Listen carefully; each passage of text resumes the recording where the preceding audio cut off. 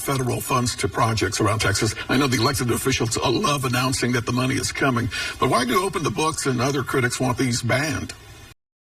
Well, if you've ever heard terms like pork barrel spending or the currency of corruption, those are all nicknames for earmarks. A lot of times Congress members have been caught using these to basically get money for special interests back home and essentially buy votes. So Obama and Senator Tom Coburn banned them for 10 years, but then in 2021, both parties voted to bring them back. Now they're here again with some new laws to try and prevent conflicts of interest, but it's still not perfect. They're posting these earmarks online in these blurry PDF files that took our team hours to convert to actually get real dollar figures to share with you.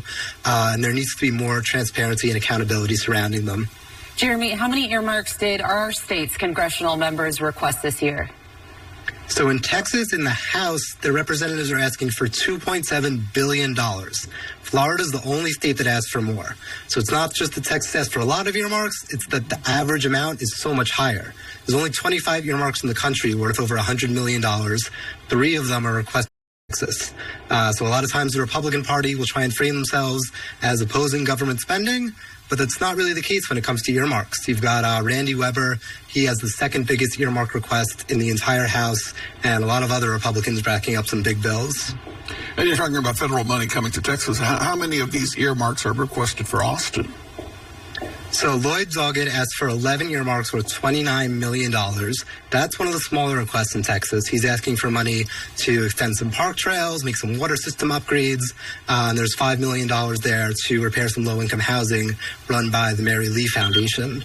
Then Michael McCall represents part of Austin, too. He's asking mostly for money for Texas A&M. He wants money to help them build an air traffic control tower and some money for their police and their research labs. Jeremy, what stance have Texas senators taken on earmarks?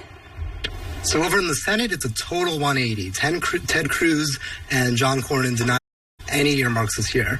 So Ted Cruz, he's always been one of the biggest opponents of earmarks. He voted against bringing them back in 2021, and he said they were one of the most wasteful and corrupt practices in the history of Congress.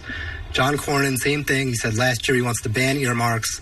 Back in the 2000s, he would vote against bills that had a lot of earmarks, but at the same time, he was also requesting tens of millions of dollars himself. But the last couple of years, he's stuck to his word and not requested any.